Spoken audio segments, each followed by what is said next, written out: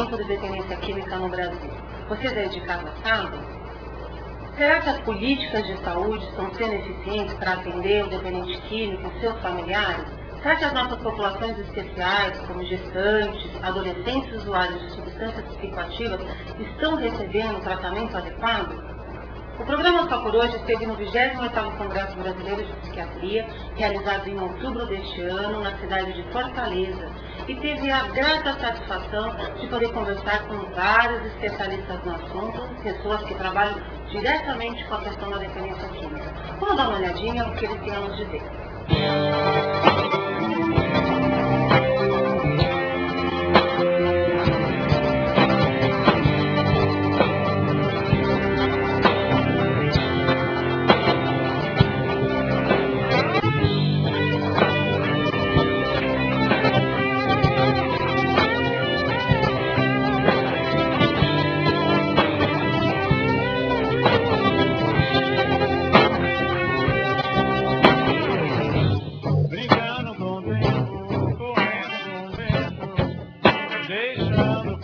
Queria conversar um pouquinho contigo a respeito de como você acha que está a organização dos serviços de dependência química no Brasil hoje.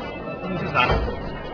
Uma palavra que resume bem. Na verdade, nós vivemos uma situação de desassistência aos pacientes psiquiátricos no Brasil, de modo geral. O paciente de crack, que não é o problema principal, mas é o problema mais falado pela imprensa, pela mídia, de modo geral. Vimos recentemente, acho que no mês de setembro, saíram nos principais jornais do Brasil uma foto, reportagem na televisão sobre os pacientes dependentes de crack que invadiram uma área na Cracolândia, em São Paulo, e onde eles passam ali o dia consumindo crack, fumando crack. E a foto, quem vê a imagem, lembra os pacientes portadores de lepra, mal de Hansen na Idade Média, ou os retirantes dos países pobres, como da África, porque a situação é de total desumanidade. Né? Nós vemos aquele contingente enorme de pessoas doentes, precisando de tratamento e abandonadas. Então, esse é o exemplo mais gritante de como anda a assistência psiquiátrica no Brasil. Como que você vê aí a reforma psiquiátrica nesse contexto, então, já que a gente está falando de pacientes que estão literalmente excluídos, né? A psiquiatria se reforma no dia a dia da produção científica, né, da discussão conceitual e da produção científica. Isso é a reforma psiquiátrica. A reforma da assistência é um outro problema, que é um problema social e econômico e político no Brasil. Agora, nós não podemos entender a psiquiatria que existe hoje como sendo a psiquiatria dos anos 70. Então, alguns pacientes psiquiátricos precisam de internamento, precisam de uma estrutura, e precisam daí de uma estrutura que seja de alta qualidade, tanto do ponto de vista da estrutura física, de hotelaria, de camas, de lençol, de banheiro, todas essas situações que parecem básicas de falar, a qualidade de atendimento médico, são pacientes médicos.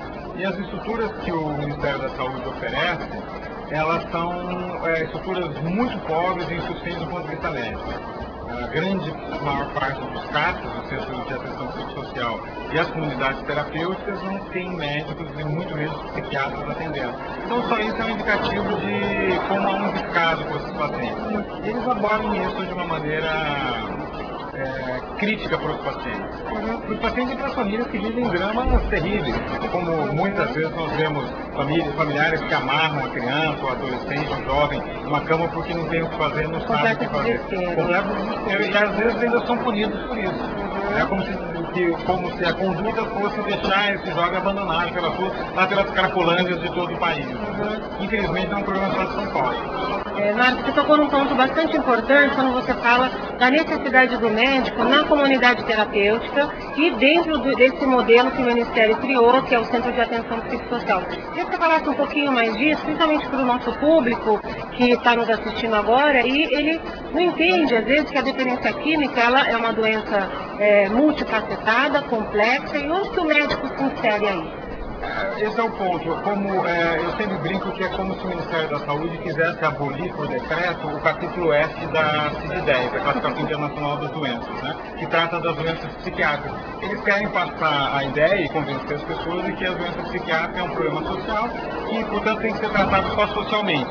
Então, eles terceirizaram o atendimento dos dependentes químicos. Aqueles que não estão abandonados nas ruas, eles são transferidos para as comunidades terapêuticas, que são muitas vezes dirigidas por pessoas, boa parte delas são pessoas muito bem intencionadas, em geral com uma formação religiosa, e que pensam ainda como no século XIX, século XX, que a dependência química é um problema de falha de caráter, falta de valores espirituais, de vivência religiosa. Infelizmente não é. A dimensão espiritual é uma dimensão importante para o tratamento de qualquer doença, especificamente também da dependência química, mas se o paciente não for tratado do seu problema que é cerebral, existe uma estrutura cerebral, neurológica, complexa, especialmente o sistema de recompensa cerebral, se isso não for tratado medicamente, tanto do ponto de vista de medicamentos, quando eu falo medicamente não é só receber medicamentos, prescrição médica, mas é de orientação, de encaminhamento para outros profissionais, com técnicas adequadas, psicológicas, psicoterapêuticas, terapia ocupacional, assistência social, educação física, todos esses outros profissionais que são importantes. Se não houver essa orientação médica, esses pacientes na verdade são abandonados. A gente pode fazer novamente a comparação. É como se você tivesse uma UTI, mal estruturada do ponto de vista de aparelhagem, mas chamada UTI, abandonada sem médico cuidando. E aí o paciente recebendo cuidado. Profissionais muitas vezes muito bem intencionados também, enfermeiros, psicólogos, assistentes sociais, mas que não têm a formação suficiente e adequada para tratar de uma doença tão complexa como é a dependência química. Ótimo. E a última pergunta, Marcos, queria que você falasse um pouquinho aí, quais são as sugestões, então, que a gente poderia te alinhar para ter serviços e organizações de serviço melhor no nosso país ou na rede de assistência ao dependente químico no Brasil? Olha, eu entendo que o primeiro passo seria desideologizar essa questão da doença mental, do transtorno mental. Tanto que eles não falam nem mais em doença mental, como se isso mudasse alguma coisa, para no sofrimento psíquico, sofrimento emocional, que é uma bobagem. Existe uma doença psiquiátrica, assim como existe. Você mudar o nome de lepra para hanseníase, do ponto de vista social pode trazer uma certa repercussão, mas do ponto de vista médico é a mesma coisa. Você vai ter que tratar da mesma coisa, as medidas são todas do mesmo nível, as mesmas medidas médicas que você vai precisar, não é porque mudou o nome da doença que ela deixa de existir, né? Então o primeiro ponto seria isso, e passar a discutir os transtornos mentais, as doenças mentais, em todas as suas dimensões, e não fazer disso um campo de batalha contra os médicos, especialmente contra os psiquiatras. Esse é um problema principal, a meu ver, do Ministério da Saúde, que tem uma posição ideológica anticientífica, especialmente antimédica e antipsiquiátrica. Mudando essa concepção, o trabalho vai ficar muito mais fácil, porque daí vai se discutir o problema da dependência química e dos outros transtornos mentais, que infelizmente não é só o problema do dependente químico, vai ser discutido de um ponto de vista muito mais técnico, baseado em literatura científica, em atividade estruturada com experiências no mundo inteiro, explicado de uma maneira muito mais objetiva. Obrigada, Marta, pela sua